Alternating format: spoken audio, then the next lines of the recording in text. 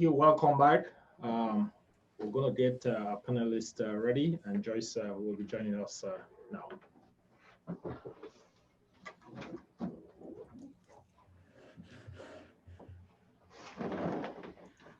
All right. So welcome to this half session for morning presentation with a panelist or pre-summit day. I'm really excited to have our panelists with us this morning. And I'm going to take some time to introduce our panelists. And as I call your name, just make sure that you're on screen and that you are and that you're showing up. So we have, I'll just read in order as they are on the website. So Andrew Guy, are you on with us? I'm not seeing you. Yes, ma'am, I am. And here I go. Okay, so I'm going to introduce Andrew E. Guy is an author and international speaker with a global reach. He's a staff development trainer and a personal development coach who helps professionals and leaders balance work and life so they can pursue purposeful living. Andrew is a professionally certified classroom educator and a former teacher of the year. He's an educational classroom engagement expert and a certified prevention and management of aggressive behavior. Andrew's coaching and consulting work includes professional development for new educators, work-life enrichment for professional staff, municipal public service members, faith-based and not-for-profit organization. Welcome, Andrew, and Andrew is based in Toronto. Thank you so much for having me. And we're happy to have you here with us. Our next panelist is Ali Nathaniel, is a leadership and reproductivity consultant who specializes in building emotional resilience. Ali is a best-selling author who sold over 60,000 of her books and the creator of Emotional Business IQTM. She has a bachelor in business Join the meeting. Psychology. For many years, she worked as a recruiter for Israel Defense Force and managed HR and technology teams in high-tech companies. She's also a motivational speaker and mentor. Ali, welcome. Thank you so much for having me here. My pleasure. All right. And our next speaker is Ben Acker. Ben is an organizational development expert on employee engagement, performance development, and institutional corporate learning. He is also the founder of the African Movie Festival in Manitoba, an organization that creates a platform for cross-cultural understanding and dialogue through cinema. Welcome, Ben. You are on mute. Okay, we did ask you to unmute, but I'm going to ask you again. All right. Hi, it's a pleasure to meet you guys. Thank you for unmuting me. Excellent, Ben. We can hear you very well, so check your mic or be a little closer to it so we can hear you. Okay. Everything you have to say. And my good friend, Sandy Butcher. Sandy Butcher is a much-loved speaker, thought leader, blogger, podcaster, seminar facilitator, and best-selling author who has dedicated her life to empowering the marginalized, assisting them to develop a self that serves. As a proud member of Seine River First Nation, Sandy began her speaking career in 2009. Now, more than a decade later, Sandy continues to use conversational English stories, humor, metaphors, and personal examples to empower men and women of all cultural backgrounds. And if you haven't seen one of Sandy's videos, you got to look for it. Sandy, welcome. Thank you so much for having me. I'm thrilled to be here. This is awesome. Oh, what a pleasure. I'm so honored to have you join me as panelists today as as we talk on this roundtable. This is work. This is not just presentation. This roundtable this morning is it's work. This is a process of creating and recreating and development so we can have proper action. I don't That's know right. about you, but I am tired of the stop and go. We do a little bit about racism and then everything goes back to normal and then we stop and then we do a little and then we stop. And so I want us to be infused today to actually come up with some concrete solutions to eradicating systemic racism at work. We have our panel this morning and we'll have a lunch break and then we'll come back and have an afternoon panel. And we're hoping that the morning panel and an afternoon panel will form into a working group.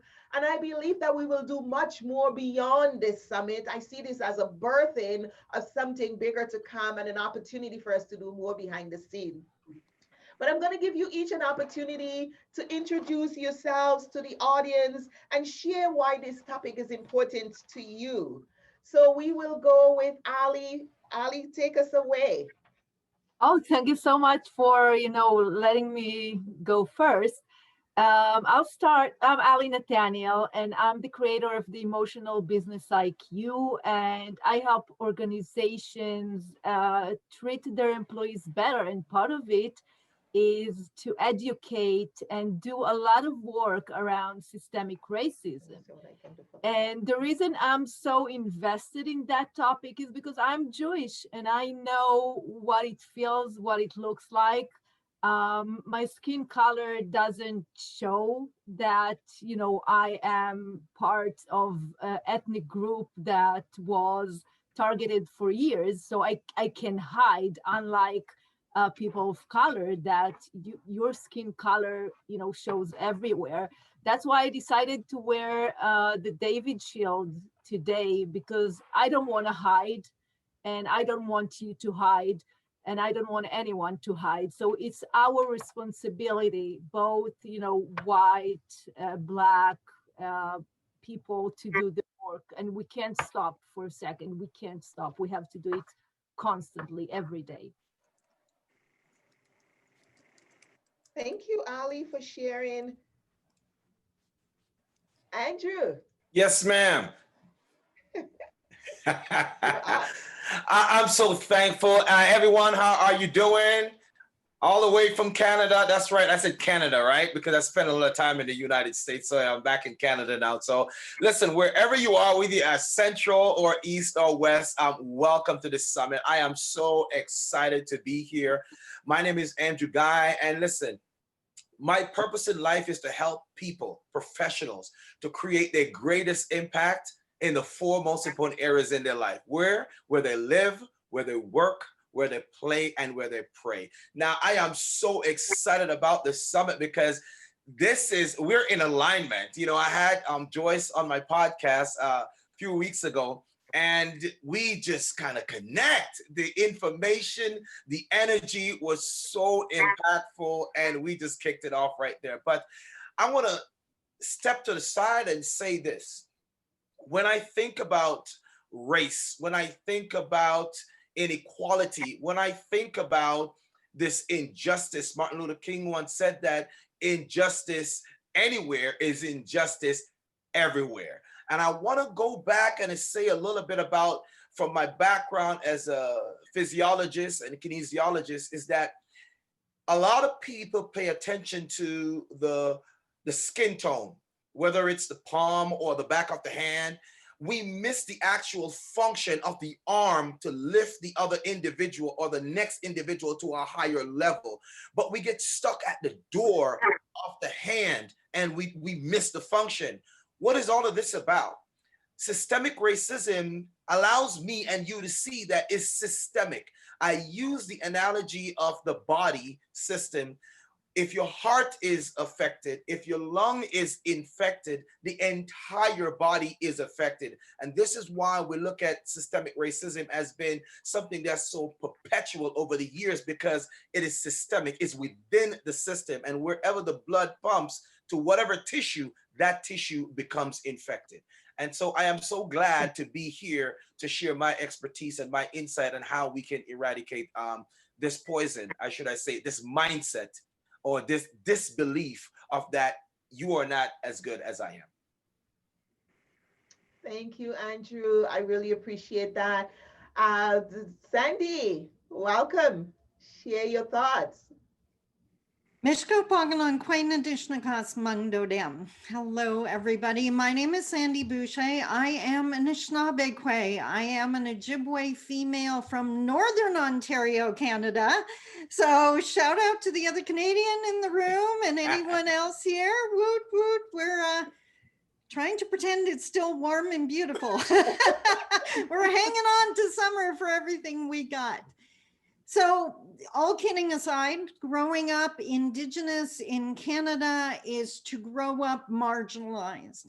It's not even to be left out of a conversation. It's to not even be invited into the room.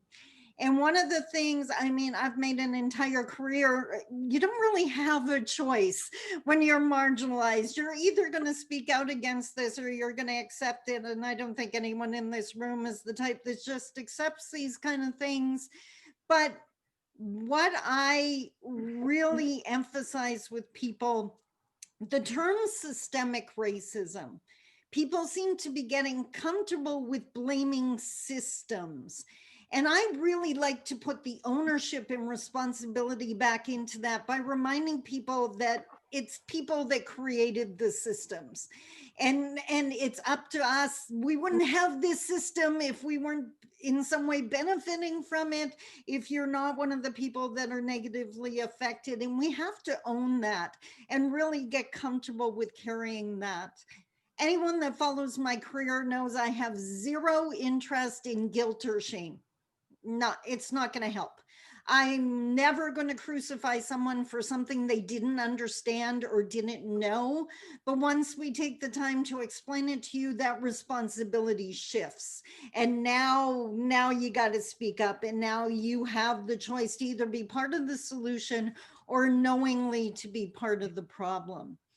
For Indigenous people in Canada, the entire country is the system that ostracized us. And it's looking at that in even ways that it should have been designed so that we can find a happy middle ground. I have zero interest in excluding anyone, but I do want to be in the room. And if not, I'll create another room.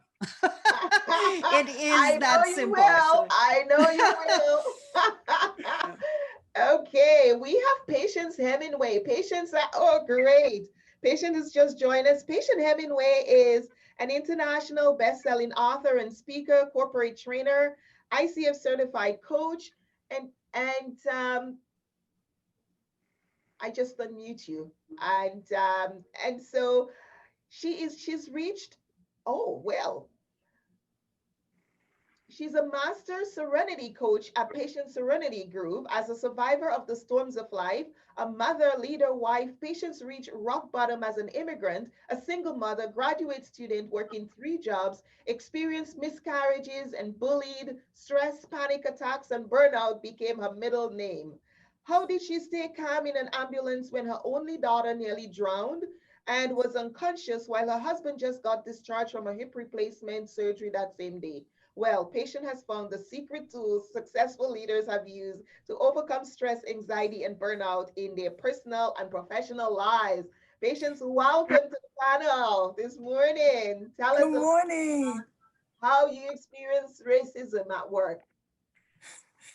Wow. So it hasn't happened to you, you will hear it and you will go like, oh, it can never happen to me. I'm quiet, I'm reserved, I play by the rules, I do everything that I've been asked to. Oh, and I have friends here and we are all friends, so we are good, right? Till it starts happening. So hello to everyone on here. Thank you for being here to share your stories, your real life stories, to add to it, okay? So this is what happened. I have found my dream job. I was so happy, enthusiastic, contributing to the goal of the corporation, until suddenly I started experiencing things in my physical body that I didn't understand. So I was trying to talk to myself, patience, let us just keep pushing and being productive. But you know what? You cannot lie to your inside of what is happening from the outside, messing up the inside equilibrium. So like she mentioned, I started going to the ER more than regular. My name, they were on a first name basis with me, triage. As soon as I get there, Patience is here, let's hook her up. When they hook me up to the machine, Sandy, Ali, Andrew, Ben, everything is normal. There is nothing wrong with me. So I have to go back to work. If you are an employer watching this, how would you like your top line employer, top talent, to be out of work every other day going to the ER? What can you do about it? So this is what happened. One day I was in this environment. I am the only woman of color in my environment at that time. And there were words being thrown around, things being said. First of all, I have the highest level of education in that satellite office. I was told on the day of employment to keep it hush hush. So I said, okay, I'm not here to put that on the table. I'm here to work, so let's go.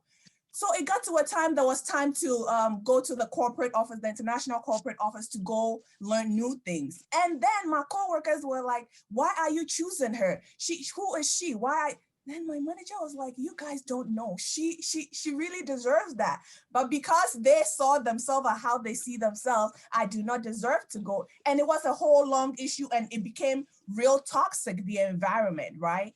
The next thing, that on the side, you know how when things happen, it is the responsibility of management to educate the environment, create the culture for everyone to feel at ease, set the record straight. Do not allow others to bite the other one in the name of they'll figure it out. It will not create a healthy environment.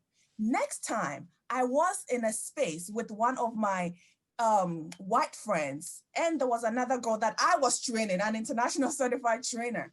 She said a sentence, Patience, you know more about lighthouses, right? Because you came on a boat. And my other white friend turned to her and said, you don't say that. So I'm not trying to say all race relations are bad. There was someone there to defend and just say, you don't say that. She didn't listen to the other white lady telling her to stop. She kept on describing how the boat should see the lighthouse. And so I left the room and went to the conference table. And I told my manager that this is what just happened. And thank God the other lady followed me and came and said, yes. I even stepped in and told her to stop. She didn't stop. So this is real life. This was just the let's say the last straw that happened in that environment. You know, things are happening, things are being said. So you can imagine what else are being said when I'm not there. This was the time that I got to hear it in my own face, right? So talking about race and race relations, it's good to have friends who will stand up and speak up on your side, and to also have management that will put their foot on the ground and say, this is not allowed here. Don't just call a meeting and tap people on the back, and then they even had the gut to tell me, oh, she is special, she has this needs and that, so she might not know what she was saying. And I'm like, oh, really? She doesn't know what she was saying. So basically everything was being turned on me, that it was my fault. This is not a healthy environment. Why would my body not start showing signs and symptoms of anxiety, losing my hair, having panic attacks? I cannot even eat. I lose appetite. I get weak and start shaking, run to the ER and nothing is happening. Thank God I now have my anxiety tea. No, I'm not kidding. There's a tea bag called the anxiety tea. Oh my goodness. So this is my story in a nutshell. It is real. But the fact that when it was happening, I didn't know what was going on. So I reached out to other women of color groups in high offices, government officials, judges. I said, hey, have you experienced this before? They said, yes, Patience. It is real and it's happening. It is what is going on. So I asked more than 100 people because I belong to groups, and everyone was telling me what is happening to me is real and it's normal. That word normal really made me mad, Sandy, made me mad, Ali, Andrew, Ben, it made me mad to tell me that what I am feeling, leaving work, not being productive, going to the ER, not being friends with I have 2 eggs for you if you want them. It's normal. So I said, what do you do about it? Oh, they said we left the job, we found another job. It was still the same thing. And then they gave me a laundry list of their medications. And I said, thank you. I have a background in biotech, and I know that the background behind drug discovery.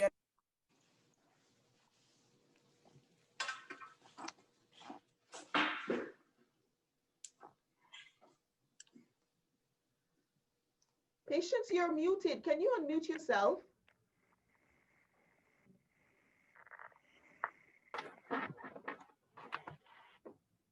I'm muted. Okay. So yes. So I was like, all these things that are happening to me. Thank you everyone for letting me know that it is real. I'm not making it up in my head, because of course in the office, everybody pretended nothing was going on and it was just me having my own issues. So yes, then I started investing and investigating and seeing what else.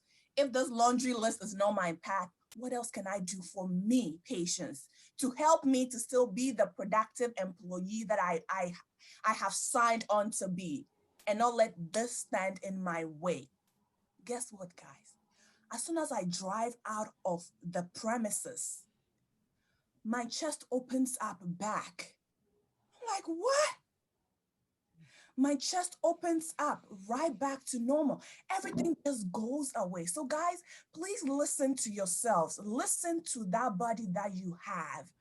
In fact, I thank God for all that happened to me, because that helped me to put the techniques and the skills together in the book so that other people can pick it up and run with it. That is why I have the anxiety support group. Over 6,000, over 5,800 women in there sharing their stories, and they are saying, Patience, I'm glad you put this page together, because I know that I'm not alone. Because these things, they are not bruises on you that you can go show to your manager, like, look, I'm bruised. Look, it's happening here. It's inside. He cannot, all he sees is your makeup, your smile, your suit, and you are still being productive. So they said, you're meeting your quota. What's the big deal? But you are dying. So this is my story. And now I have found the secrets through breath work, and it has changed my life, my home life, because what affects you at the job, you will trickle it down to people who didn't do anything to you. Yes, Andrew is nodding. Sandy is nodding. It will Now, I didn't wash those berries. Okay. It will trickle down to your family, your spouse, your children, people that you care about. They will now be bearing the harshness of what you got from work, right? And also, imagine this. The fact that my predecessors felt these same stress and anxiety in the job place and had minor stroke and heart diseases. And I'm seeing the same thing happening to me. I was like, is this the position what you get from after?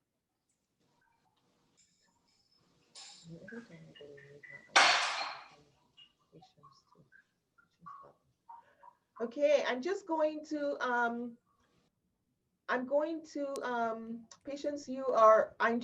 mute everyone because we're having some background noise. And then I'm going to ask you, our panelists to unmute yourself again. Okay, so panelists, go ahead and unmute yourself. All right, thank you so much. So what I was saying is that whatever is happening to you, sometimes when it's happening to someone, you do not know what they went through. Mm-hmm. As I mentioned before, those before me, before I got into the position as international certified trainer, training people from Brazil, Germany, and all over the United States, she had minor stroke. Another one had heart disease. I didn't know, you know, when people are going through, they don't tell you what it is. So when I started feeling the symptoms, my husband survived from the widowmaker. So when he was hearing my symptoms, he's like, Patience, you need to go to the hospital. Probably you're having a heart attack. I don't want you to be me, right? Our health is important. We cannot sacrifice our wealth, chasing money and letting the environment, systemic racism, things that have been done just so you don't thrive in there to affect you. And then now you bring it back home and affect your household. There are things that you can do for you. Listen, running away from that corporate environment to another one is still the same setting. So learn what you can do for yourself. Put your feet up, put your feet down, learn the way. If it wasn't for the women in my circle who told me how to document what was happening to you, document every word everyone said, put a date and a time on it, and no emotions, just write it all down. And I had a little cute notebook with me. I was documenting everything. And that was what saved me. The whole circle of HR is gone. The whole circle of management team is gone. Why? Because I had people who told me that patients, this is normal, but this is what you would do, because this is what made me get into the government office. Otherwise, they were cutting me off my ankle. So anyone listening here, if it is happening to you, it is real, you are not alone, and there are ways to get around it. Thank you, Patience. Ben. Hi. Can you hear me better this time? Yes, we can hear you. Yes. Awesome. All right. It's a pleasure to be here. My name is Ben Ako. I first of all want to acknowledge that we are on Treaty 1 land, the traditional territory of the Anishinaabe, Cree, Dene, Dakota, and Oji Cree nations, and the homeland of the Métis people. That's how we open statements here in Manitoba. We recognize that we are visitors to a land that we enjoy. We call Canada, we call home. So I recognize that. My background is in organizational development consulting. Actually, my background before that was in computer science. I worked with the United Nations back in Africa, toured a number of countries. I've visited over 70 countries of the world. I understand culture. I have been privileged and blessed. Right now, after working for a government organization for a couple of years, I had to be let go. But right now, I work my own consulting firm, and I also I'm a founder of an African movie festival here in Manitoba. I recognize that it is important for me to be able to take the bulls by the horn and channel my own course, and that I cannot sit in my place and blame the systems and do absolutely nothing about the system. If the system kicks you out, find something else to do. And that's exactly what I've done. I started my organization, building consultancies, helping other Africans to find meaningful jobs and opportunities, and also creating a platform through the film festival that would allow people to tell their stories, that would allow us to understand other cultures, because I find that the disconnect here is the fact that a lot of people do not understand your culture or where you come from. And that's why Patience will tell a story like that. I came on a boat. You don't come on a boat. You came on a plane. And because you showed up here does not mean your standard of living, your quality of life, your academic knowledge, your experience is inferior compared to you that arrived maybe slightly a few generations earlier, right? If anything, you came on the boat because there were no planes at the time. Your parents did come on a boat. So we need to set context right. And my role here is to be able to share some experiences. My first experience living in Canada was when I flew from Winnipeg to Toronto, catching my plane out to Dakar, Senegal. On that plane, I sat right next to a woman and I asked her a question. Do you know about the indigenous people that I saw on the street? Can you tell me a little bit more about them? And she said, well, I am just coming from one of their communities. And in that community, I own a supermarket. I make a ton of money. And I said, well, are you helping the people in that community? She said, yes, she is helping the people in that community, but she charges them 10 times more, 100% more, sometimes 200% more for groceries that she sells in those communities. How then are you helping them? That was a big concern for me. So for the next 7 years living in Canada, I spent my time in an ethnographic research in an indigenous community in northern Manitoba, trying to understand the culture of the people that call their home Canada, that lived here before we all did, so that when we are able to create a mutual platform of understanding, we will be able to live better together. So my doctoral research was in that space. And for that reason, I feel I'm qualified to work in the Canadian workspace, but not my employers rather. My employers think I don't have the qualification. So for someone who is your leader that has a high school diploma telling you you do not qualify because you cannot do the work, and you have a doctoral a PhD, in indigenous studies that understand the local context, that understands organizations within the local context. You've devoted part of your life, a huge chunk of it, in knowing how organizations function to tell you that you do not qualify and therefore they're letting you go. That is really sad. And that's the dilemma that we have in our Canadian workspaces today. We need to change that. We need to change that. And I'm hoping that with this presentation, I might be able to offer you 1 or 2 pointers on how to think about organizational structures and how to make changes happen from the macro, the micro, and the meso levels. Let's look at things from the national, provincial, as well as the organizational level, and see what changes we can make in those perspectives.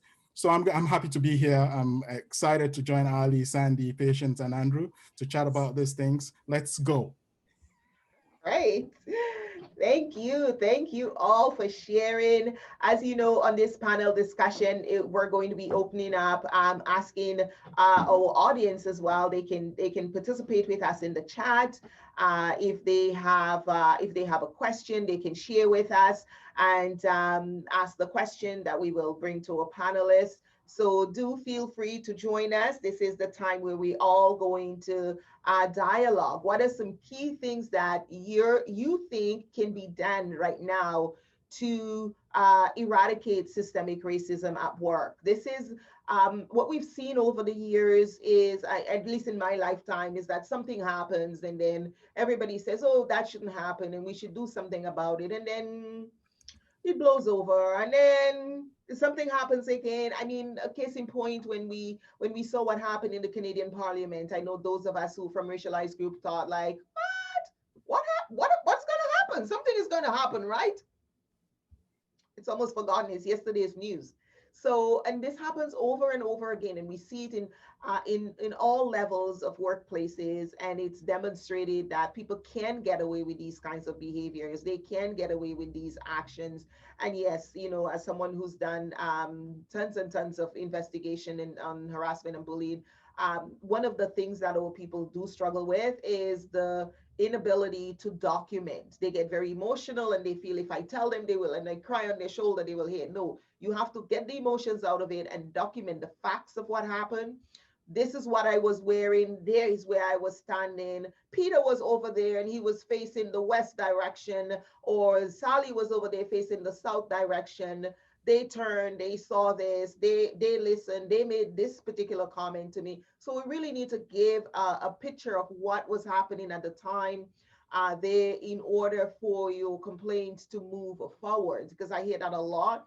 I made a complaint, Joyce. I complained, I did, you know, and nothing happened. And, you know, one of the things that I talk about in the 4 stages is that we need to have a better process to educate and to teach people about the whole history of systemic racism, where it came from. Because a lot of people don't know where it came from. It really came from the need to own people, to own power, right? It came from the whole idea of power. It came from the desire to be able to say it's okay to treat people that way. And so, and it's being maintained now because of greed. And sometimes it's at this point when we see that there are 35% more higher performance for organizations that have inclusive, diverse workplaces versus those that doesn't. It's actually beyond that now. It's more a status. It's a fear driven now. And people have asked me over the last few years, well, when we share power, what's good? What does that look like? Do I have to give up my position?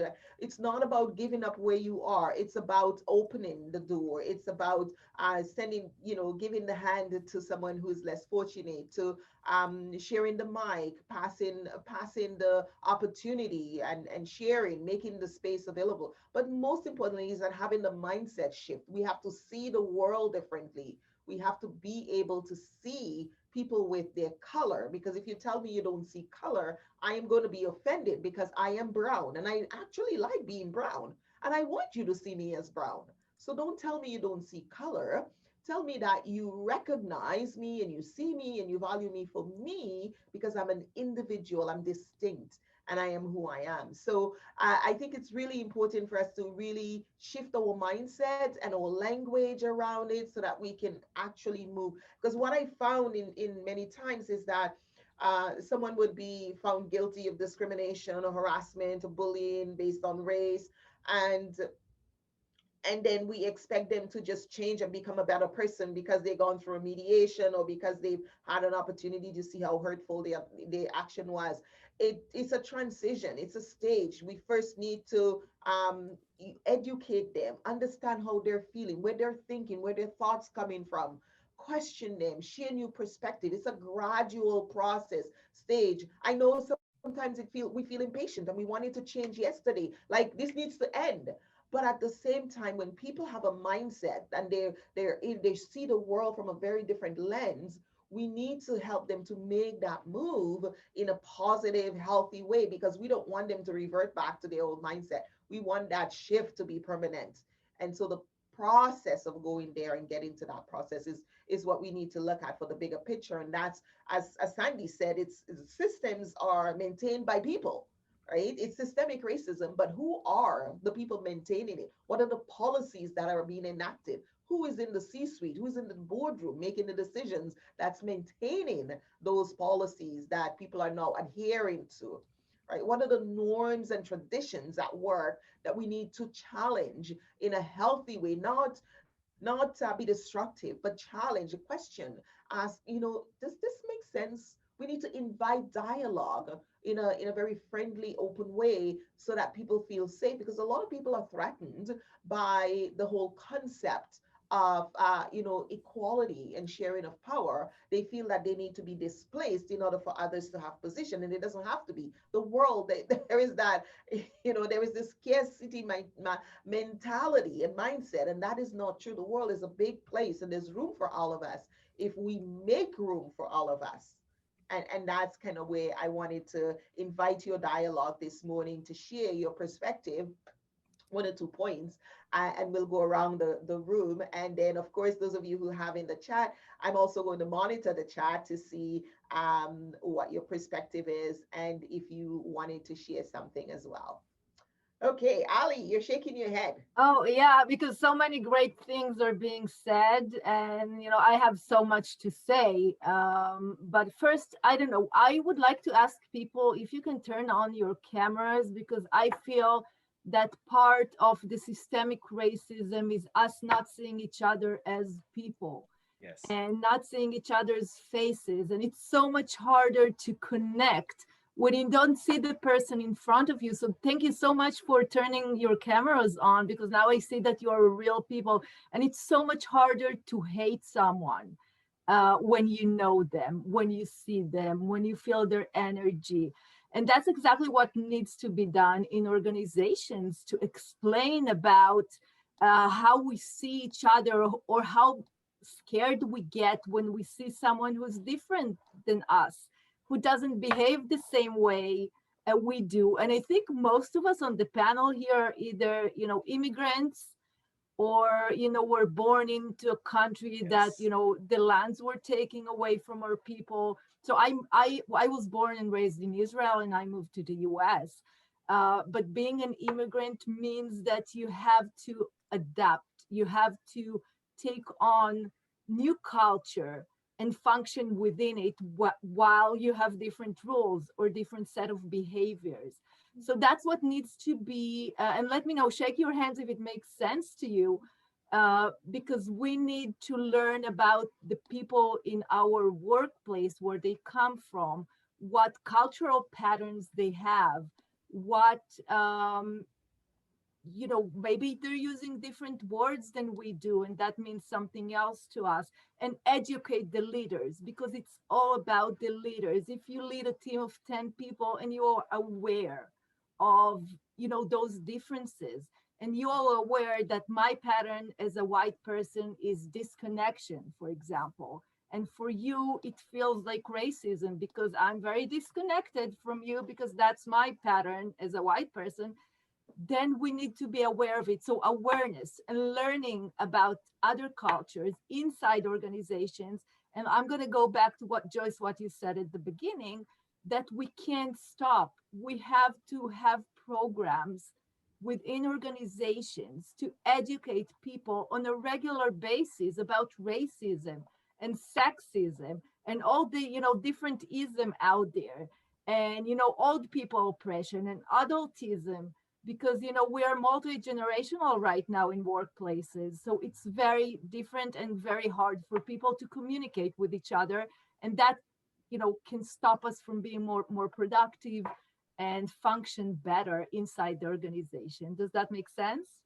Mm-hmm. Absolutely. So we have a question from Judith. She was saying, I wonder if our speakers can draw connections between the various isms and the notion of competition for resources and power, right? From that scarcity mentality, and how that plays into the struggle to create more opportunities in the workplace and to create more opportunities for people at work. And I think in my presentation, I talk about ageism and sexism and tribalism, right? And maybe because of different ethnic groups. One of the things that was very surprising, I was called to work with a group, and they were thinking of bringing various ethnic groups together, African ethnic groups that were historically enemies in Africa, and they were bringing them together and they had no clue of the history from that group, but because the group were here, they thought they were going to bring, and I was like, have you talked to them about your intention? So the reality is, whether it's sexism, it's ageism, it's racism, it's tribalism, or any of the other isms, it does feel horrible. It does feel horrible. And in that emotion, people become invisible. They feel invisible. And how do we help them to get their voice back from there? How do we help those in leadership who are looking at that scarcity mentality and saying, well, we don't want conflict here. We don't want trouble here. We don't want anybody to know that we've had racism here. We don't want to be seen or be known, or organization to be known that way. And there is that going on. There is that going on. Some organizations will not deal with it because they don't want it to be addressed. They don't want it to come out in the public. So there are many different challenges. But Judith, I don't know if I answered you, if I played your question, but I'd love to give the audience an opportunity, the panels an opportunity to share on that. All right, Joyce, I'll take this one. I'm really excited about this, but when we think of isms, I want to look at the word from its, original Greek meaning. Ism comes from the word ismos. When we think of that, it is a suffix, meaning that it appearance or denoting action or a practice or a state of condition or a principle which has become a doctrine. So we're looking at this, for example, we have a first name and a last name, so to speak, right? So race, when we look at race, we're talking about competition. As an individual that spent many years in sports medicine and also a martial art instructor, we compete all the time. We have internal competition in our own self, in our own mind. There are things that we set up to help us get to that next level. So competition is not a bad thing. What I want individuals to understand, I remember doing a presentation and the person was talking about competition. I said, no. I said, we need to look at ourselves is that we shouldn't compete against other people. We are created to complete the next person. So when we look at this completion, Robert Palmer once sang an amazing song. It said it takes every kind of people to make this world go around. And when I think of round, if some people are cut off, we no longer have symmetry. We no longer have that round completion. We have sharp edges, which when it rubs against our emotion, cuts and digs into in our emotion and damage us. So what does that metaphor simply mean? It simply means that there is an ism, there is a practice, there is a doctrine that is embedded within systems of the world, so to speak. We are the managers, we are the facilitators, we are basically our own vaccine to the actual cure that we're dying from, the disease that we're dying from. How do we fix this? We need to understand that behind the skin, there are muscles. behind the muscles that they are tissues, and they are the building blocks that helped us move. Go even deeper, we have a skeletal system, which is a framework. And if our framework is not built on a solid foundation, this becomes the mindset in which we judge people by. How can we eradicate? We need to understand that every joint supplied, according to the Bible said, every joint.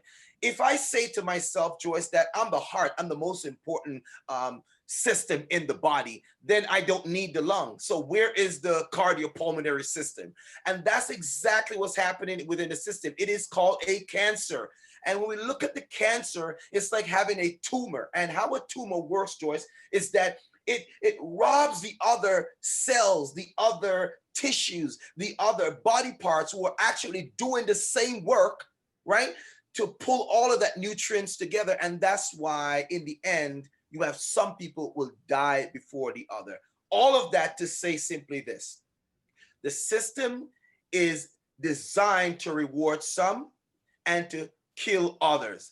We know it from a biblical statement. It said that the enemy comes to kill, to steal, and to destroy. To do what? To kill your joy, to kill your motivation, to kill your inspiration. And you know what? To steal from you your family time. I know clients that I have who are medical doctors, surgeons, lawyers, who I speak to on a frequent basis, and they have gone to school for many years. I'm talking about top surgeon here. And they're having stresses on their job. They're having problems with headaches. They're having problem with just feeling disconnected. One or two of them have gone to a divorce. And I'm like, what's happening? But you're a top surgeon. You know, you are what I was striving to become, a medical doctor. And then when I look back and see what's happening within the workplace, the system has got a hold of what you have been working for all of this time. A research by Andrew Neighbor once said that we spend 900,000 hours, working hours of our life. That's 1/3 of our working hour, working not on ourselves, but for someone else. I'd like to go out on a limb and say that if you're not working for yourself, on yourself, with yourself, then you're always working for someone. You're giving away everything that was created to help you to advance. But now you're competing against you, your family, and everything else that actually is supposed to help you to become a full person. This is why I believe that helping people to create their greatest impact, because this is what I believe, it's where you live, where you work, where you play, and where you pray. All of these systems are integrated. And when we put them together, we call this wellness. It's an integrated connection between all of these 4 compartments. There are others that are there too, but that's my main 4 focus: where you live, where you work, where you play, and where you pray. How can we, and I'm going to shut up now because I'm so passionate about this. When I think about this thing, I think about the systems that are in our body. If I said, heart, I don't need you, then I shouldn't be alive. Brain, I don't need you, then I shouldn't be alive. Feet, I don't need you, we shouldn't be alive. This is what's happening in our economy, in our educational system, in our financial system, with the redlining of Black people and people of color, are people that don't look like the mainstream. That is what's happening. It happened to the Jews when they were annihilated in the gas chambers. All of this has happened. But we have started from DNA, deoxyribonucleic acid. And then from then we migrate into anger, into I hate you because of what you look like. What if they just see people from the inside out? You never get a chance to see what the other person is good at until you get to know that experience. So I want to tell the person who's asking that question, there's a veil that's been cast over our eyes. And the first place we need to start, if we're going to eradicate this systemic racialized warfare, is to begin by looking in the mirror. And when you look in the mirror, you will spend less time looking out the window, because the window is the crowd. The mirror is you. Thank you, Andrew. When we look at work, systemic racism at work, it's very important to recognize, because we spend so much of our time at work. Yes, ma'am. We hone competencies to excel at work. Yes. We spend so much time thinking of how we're going to develop, be best, to develop our expertise. We build key competencies for our profession, and we bring that into our lives. We bring that into work. I know it must have been over 10 years ago. I remember going to a presentation with my husband. My husband is in the police force, and it was one of his colleagues, a fellow police officer, I think it was from the US, who had written a book about how the police lives are very different. And we know that in very many professions. And sometimes we think that because I'm not a police officer, because I'm not a lawyer or a dentist, it doesn't bother me. It's the same, it's not the same for me. But it doesn't matter what job you do. If you are working in a profession for a number of years, and you have been striving to be better at your job, to excel and to develop expertise, then you are going to develop those competencies, and you are going to naturally take them into your lives. You're going to take them back into your community. You're going to take them back into your church. They're going to be what you take home. And so it's so important for us to recognize that the workplace is a very crucial place to deal with systemic racism, because people don't come to work and become racist. People come to work with racism thoughts and ideas and mindsets. It's not work that's making people racist. It's they come already with that mindset and that viewpoint. Things happen at work that triggers actions and behaviors that demonstrates the mindsets of racism that they already have. And so when I did the research, when I look at the number of people in the workforce, right? 160 plus million in the US, 15 plus million in Canada. The workplace is a critical place to educate and re-educate and change the mindset of racism so that people are going to actually see each other differently. They're going to show up differently at work so that when certain things happen at work that triggers them, their behavior will be less racist. And that's the piece I want us to spend some time on. And who wants to go first on this one? Ben. Oh, Yeah. Yeah, thanks, Joyce and Andrew. Thanks for your comments there and for that wonderful question that you had asked Judith. We can take the thought a little further. And I want to take it from the perspective of something that is dear to me, which is part of my culture. There are a couple words that I will speak about here and try to link them up with traditional Anishinaabe words or philosophies or concepts of living. One of the word is Ubuntu, which is a South African word. That word is very similar to the 7 sacred teachings of the Anishinaabe, in the sense that the word is enshrined in our notion of being. It is our raison d'etre. If you understand French, that's your reason for your existence. It is the core of your being. English translations of the notions does not actually do justice to that word.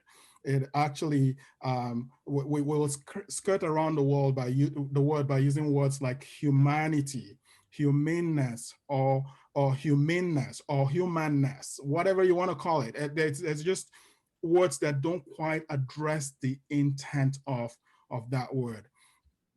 Ubuntu is the multidimensional concept which represents the core of African ontologies, such as respect for human being, for human dignity, and for human life, a collective sharedness, obedience, humility, solidarity, caring, hospitality, interdependence, communalism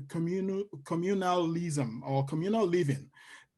Those words are part of what forms the value system of your typical African being.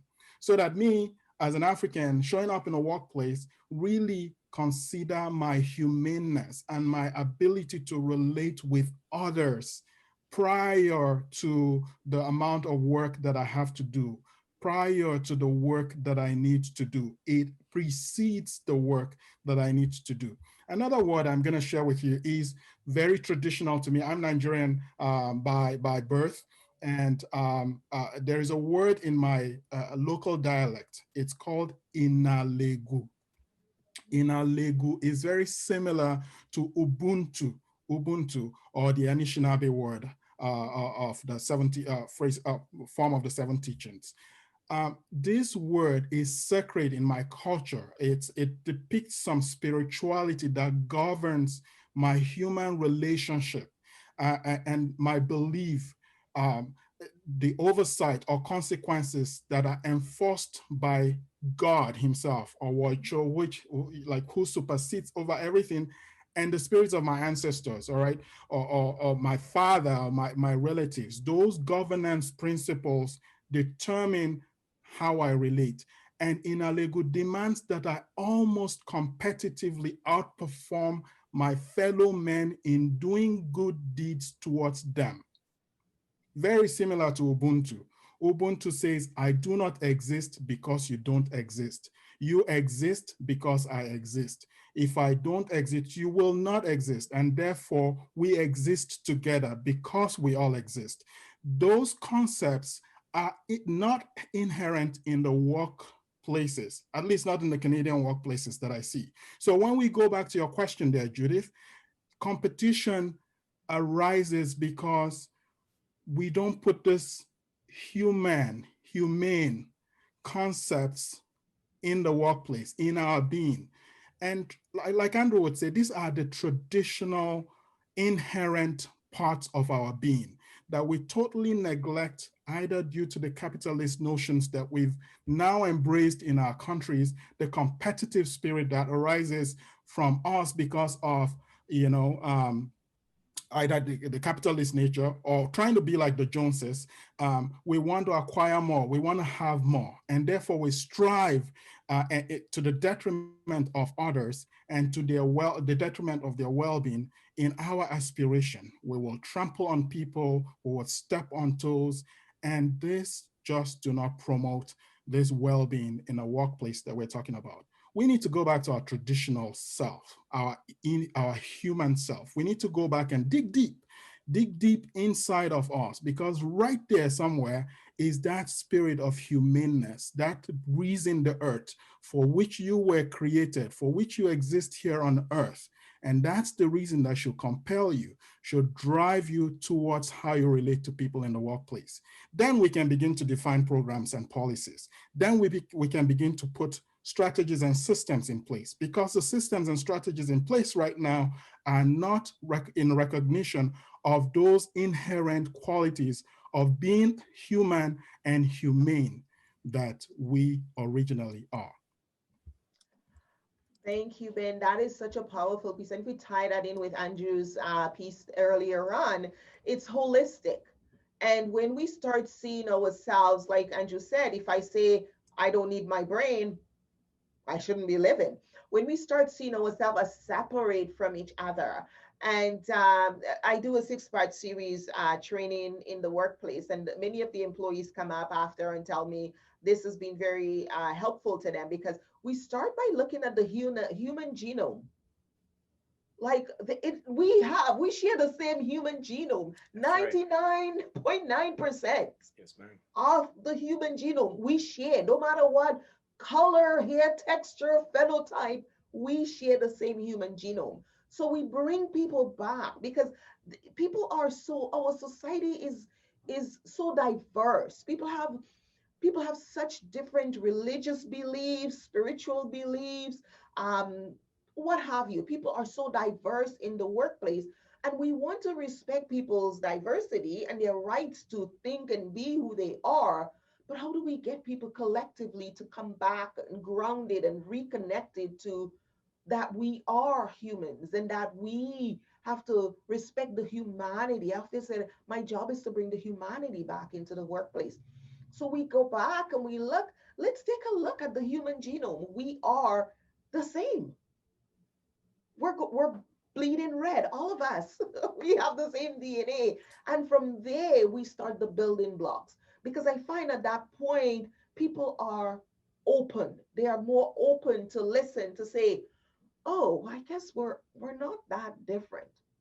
And as a conflict analyst, I always know that we need to find common ground. When we're so divisive, when we're very positional and we have so many opinions, we come back to what is the common ground? What do we have in common? And so from that process, from that perspective, we come back to start building from the human genome, understanding what it is, who we are, how we function as humans. And then we say, well, what happens when we bring this thought and that thought? How does that detract from the humanity of who we are? Because that is critical. And if we can touch that place, I think that we're really at the point of shifting people's mindset and really touching their heart and helping them to shift their perspectives. Because when you go back to it, we share 99.9% of the same human genome. So what do we want to build on that? What do we want? If we strip it away to that, what do we want to add on it? What does it look like when we put clothes on it and different hairstyles on it and different skin color? What do we want that to look like and feel like? And if we can go back to that, I think that gives us a powerful foundation to really start understanding the impact and the tirelessness of working to ensure that we are eradicating those systemic racism in the workplace. Joyce, I don't know how you're going to feel about this, but I'm going to argue with you. And we're going to do it publicly in front of everyone. I think we end up in the same place, but we definitely start in two entirely different places. And I just want to, like, Ben and Andrew, I mean, out of the park, your comments, amazing. Ali, I loved your feedback. Thank you so much. Judith, as an Anishinaabe in Canada, as an Indigenous woman, like, list off the isms that I deal with every single day in every room I walk into as soon as I leave my house. There are so many assumptions. And then on top of that, I'm fairer than a lot of my family. So that really messes around with people's heads. So, like, is she white? Is she Indigenous? Like, I don't know what to do with this. And I'm going to say this, and I just have to say this, and forgive me for it. I am so thankful I'm an Anishinaabe Kwe, because it is my teachings that allow me to navigate this. For one, I never assume I'm going to fit in, ever.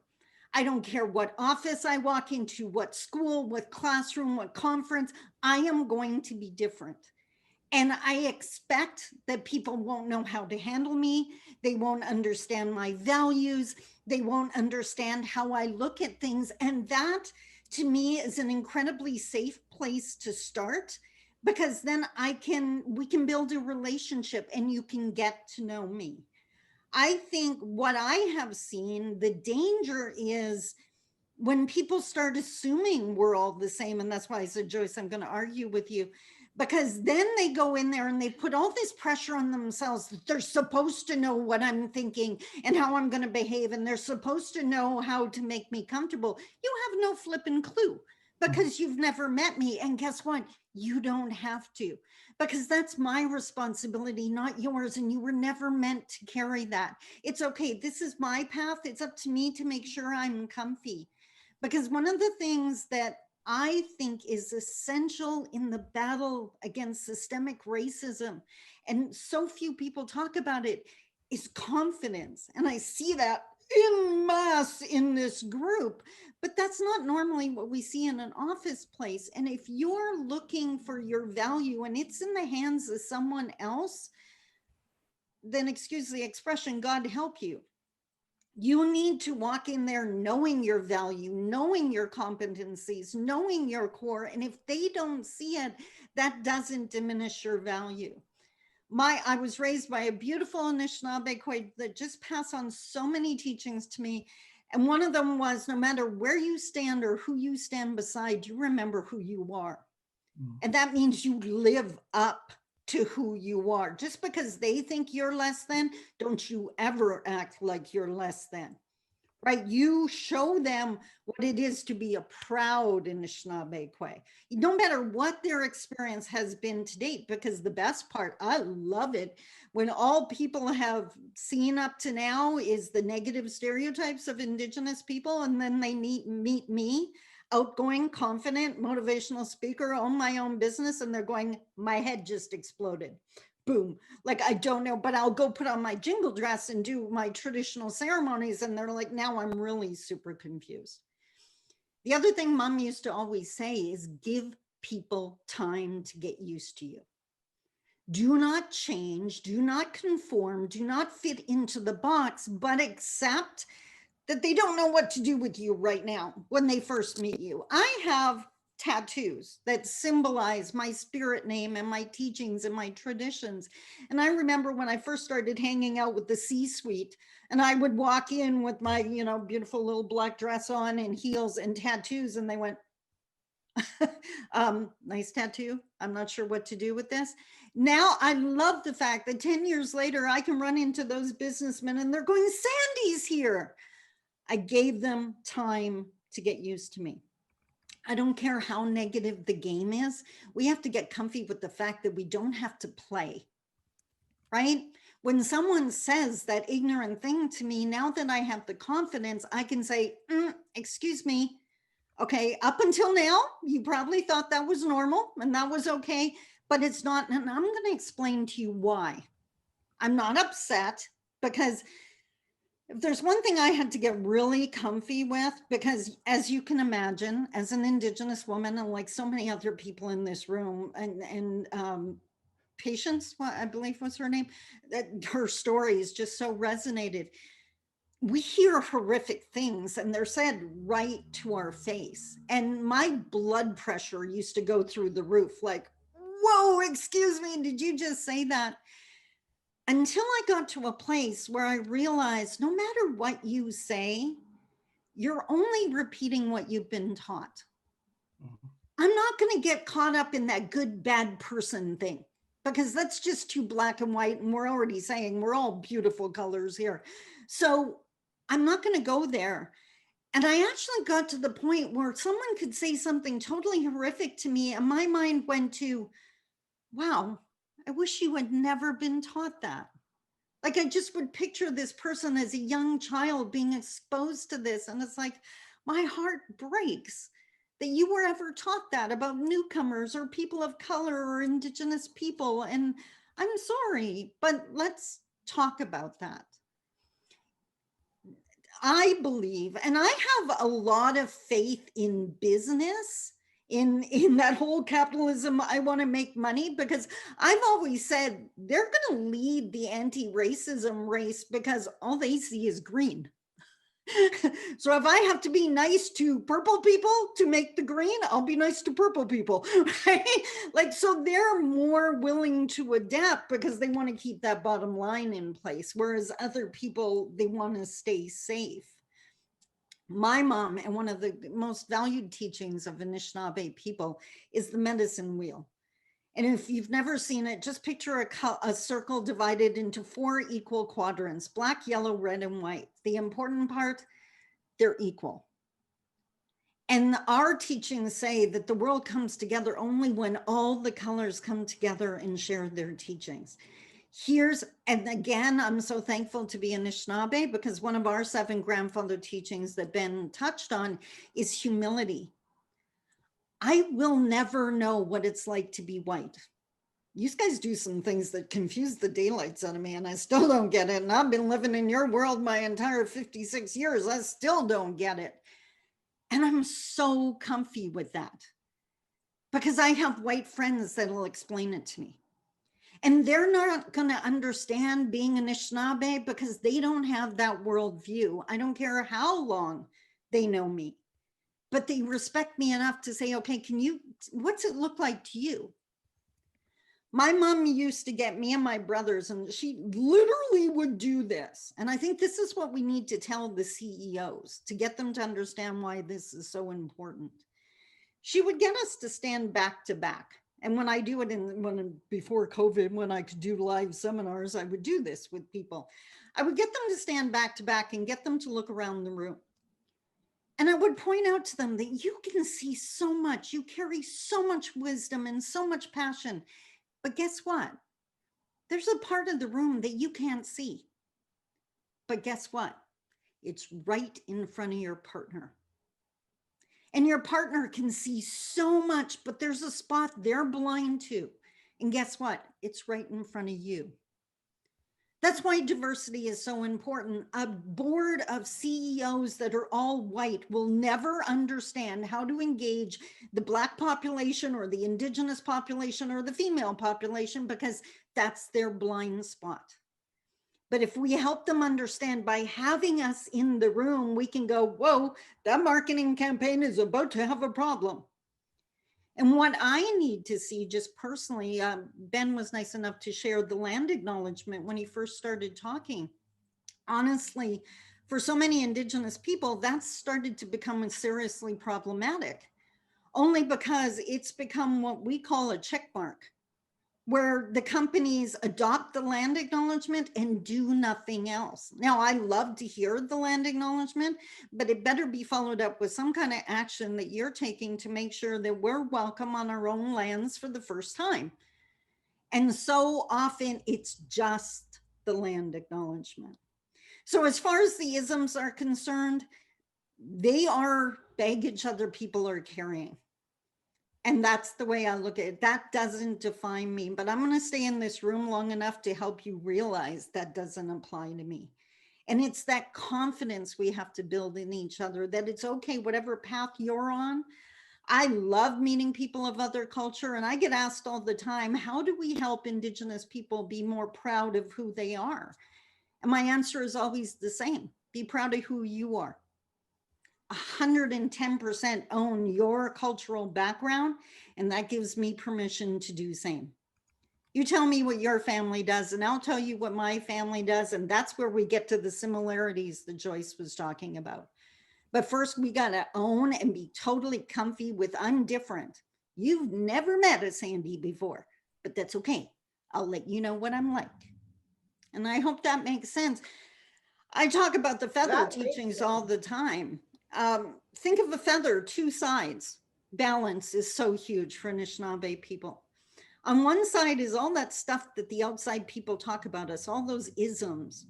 On the other side is what we say to ourselves. How healthy is your feather? Yes, you need to be fighting systemic racism and changing systems, but you need, I think it was Ben that just said that you need, and I know Andrew spoke to it, you need to be working on yourself too. Because if you're hurting, it's an open wound. You're going to be susceptible to everything that everybody says. Build that core, get comfy with who you are first. Then you got the strength to explain to them why their image of you is totally wrong. And now I'm going to shut up, or I could do an Andrew and just we get passionate and we just keep talking. So thanks, Sandy. I still don't see where we disagree. I think we're all on the same page here. Sometimes that confidence you talk about have been so beaten out of people. They are in my work, I meet people when they are sometimes very damaged, and they have been mistreated at work. They have been they're become invisible, and we have to go back to, in my role anyway, and I think we're speaking from our various perspectives, I have to go back and help them to recognize their value. And I really start by saying, you're no different from anybody else, because we are all humans and we have belly buttons. We start with the same genome, and then from that we build on. Now you have to decide what you're going to take and what you're going to leave behind. And I think that's a really good reminder. We don't have to take everything that's being given to us. We have to know from ourselves. And I think all of us parents have a responsibility in, and educators in what we do, whether we're working with adults or in the workplace or with little children, our own family. We have to educate that people's self-worth is how they see themselves, and where does that come from? Because there are so many messages out there that can confuse people. And I've met a lot of people, and I continue to meet a lot of people and have people on my caseload, and that's what they struggle with. That's what they struggle with. When you Yeah. when you leave your home and you come to work every day and your boss makes a comment about your height in the staff meeting, or you don't feel understood because you share a perspective that everyone else has a different perspective and they're not willing to listen to you. Those are the challenges we face on a daily basis. That's what comes to my plate. That's what I see, and we're working with. And so from those lenses, it's very, very important to remind people that, we all bleed, and people are going to behave based on their experience, what they've learned. I like that piece, that how do we help people to unlearn these negative things that they've been learned. Yeah. They've been taught, they've learned these horrible things that they're enacting when certain situations happen at work, and that's now the trigger for them to express themselves in such negative and demeaning way towards others. And how do we shift that? It's critical to ensuring that we have peace in the workplace. We have some questions on the board. I just want to let you guys know that we do take a lunch break, and we're back here at 12:45. Your questions are going to remain on here in the chat. So when we come back, we will take up. So Ben, there are some questions for you, but when we come back after our lunch break, we go into a presentation from Alex Ihammer, and then our panel will join, the morning panel and the afternoon panel will all get together, and we'll have even more hearty discussions. So I so look forward to that as we get more, because there is so much that we can touch on in this. It's such a big topic. But before we wrap up our morning session, I'm going to let each of you as panelists this morning, there's one thing you want to share before we take our break and come back. You get to go. Ali, you're first, then Ben, then Andrew, and then we will have Sandy. So just what do you want me to share exactly? I'm sorry, just to be clear. It's just one thing that you would use to summarize our discussions. Sure. So definitely, my perspective is that we're all one. Whatever you see that happens in your environment happens within you as well. So the best place to start doing the work is within you. And there's no other way around it. I mean, we can add on top of that, but that's where you need to go first. Good. Ben. There's just so much to talk about, but I'm going to precede maybe a possible interjection during the next session by saying that I want to throw a few numbers to you. 22%, and I'm talking Canada right here, 22% of the Canadian population is visible minority, 22%. 17% of Manitoban population, which is the province I live in, is visible minority. 27% of Winnipeg's population, which is a city I live in, is visible minority. 1 out of every 5 person in this province is visible minority. In fact, you could extrapolate 1 out of every 5 Canadian is visible minority. Take that number and apply it to your company's boards and your special teams that you constitute in your workplaces to work on projects, and see whether they line up. If they don't line up, in your institution, you are not supporting diversity. Thank you, Ben. We'll delve more into those stats later this afternoon. I'm looking forward to that. Andrew. Oh, I am so passionate over here. I'm on fire. I'm telling you, this conversation is simply amazing. Sandy, we have got to meet one of these days. Ali, we've got to touch base. Ben, we have got to connect. I'm telling you, this is the place where it happens. Because I'm telling you, it happens all at work, and all of it is interconnected. We've got to understand that we cannot separate work from family and family from work. And that's the problem with, work-life balance. When I do a workshop, we talk about enrichment, and we look at it as having a sandwich. The sandwich represents life.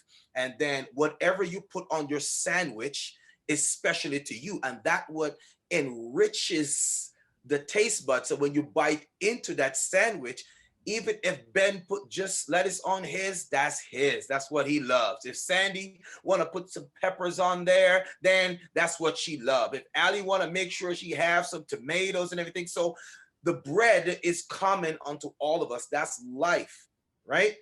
But what we put on our bread, what we put on our sandwich, is the enrichment that give us the experience to create a better experience with those we interact with. And I'm going to close by saying this, that there's a difference between this commonality. I know that as a exercise physiologist, I look at, well, the human body. I always begin with who we were and what we brought into this world. We didn't bring the same mindset into the world. We brought this shell, this earth suit, so to speak, but we dress it up with all of these different fashions and fads that basically it messes up our thinking and it negatively affects the relationship that we have with each other. We're common, yes, the different joints in the body, some are synovial, some are hinge joints, but they all come together to create the common body. But what we have to separate, just like Sandy's saying, we are different because we have different strengths, different expertise. But when we start to appreciate what we bring to the table, it's not the top of the table that's most important, Joyce. It's the legs that are underneath the table that hold the tabletop up. Who are these people that are holding the tabletop up? It's you, it's me. It's not the color of the skin, it's the human that's underneath there. And the more enriched their expertise, the greater the experience they bring to the table, and the more longevity will survive. Because we know what? It's just like an investment, and I'm going to shut it down here. Like an investment, we don't put everything in one basket, Joyce. We diversify our investment. If this is so prevalent in the financial world, why is it not prevalent in the workplace? I'm not just gonna, my board is not just gonna be like the palm of my hand. I'm gonna have some Black, I'm gonna have some Sandy, I'm gonna have some Allie, I'm gonna have, oh, listen, I'm gonna have everything because it takes every kind of people. Don't get me started, Joyce. Listen, I'm done. Sandy. Andrew is such a mellow guy, right? Like just it's hard to understand what he's interested in and where his passions are. But you know what? I'm coming back to my mom again. Yes. You're an essential puzzle piece. Yes. That's it. The corporation is a puzzle made up of unique pieces. If you were exactly like everyone else, guess what? You would get fired because they already have that. Yes. It is your uniqueness, your skills, your outgoing. And guess what? You're a puzzle. And you get to choose some pieces that you're going to pick. You don't need to hang on to every single negative thing people say. That fits another puzzle. My mom used to say that all you got to do is keep adding puzzle pieces, add to your skills, add to your experience, because one day the picture is going to become clear of why you experienced all these things. The only challenge is we don't get the freaking picture on the box the day we're born. We just get 2 or 3 puzzle pieces. And until you have 20, 30, 40, you don't even know if they fit together or not. You're asking yourself, why in the world did that happen? It'll come together. Just keep getting your puzzle pieces. And remember, you're essential. If anyone's ever tried to put a puzzle together and you're missing one piece, that's you. And that's how important you are. Well said, well said. I want to thank my panelists this morning. I know some of you are going to be back this afternoon and some of you already have other commitments. That's okay. And someone is asking in the chat where I'm located. I am in Winnipeg, Manitoba, same place where Ben is. So yes, so we're definitely are looking to continue with a next phase of this conversation. I'm very much looking forward to Alex Ihammer's presentation, actually. Coming up this afternoon after lunch. So we're going to be back here at 12:45 Central Time. Okay. It says 12:45 Central Time. 12:45 Central Time, we are back. And so at this time, we're going to take our stretch break. We're going to have some lunch and we're going to come right back And oh, Judith, you're from Winnipeg. Oh, great. And we will continue with the presentation from Alex Ihammer, and then we'll continue with our panelists, those of you who will join us from this morning, and then this afternoon, or we'll have some additional panelist members who are not here yet. You'll get to hear from different perspectives, and we're so looking forward to sharing with you. This is a topic that touches everybody's life, whether you're white, gray, purple, green, orange, it affects you. It's a world problem, it's a world issue, and we have a next generation coming. I know I'm in my 50s, I know my kids are coming, and hopefully one day grandkids. I want to make sure that when they go to work, it's not as difficult terrain to maneuver as I had to. So we can do that. We can do it. We are empowered, and we can take action, and we can start. It's always a good thing. I can't wait to see the follow-up conversations from this. I will invite you guys to let's take a break, and we will be back at 12:45. Take care. Thank you. Bye. Thank you so much, Joyce. Thank you, everyone. Great meeting you all. All right. Thank you. Good Thank to meet you you. guys.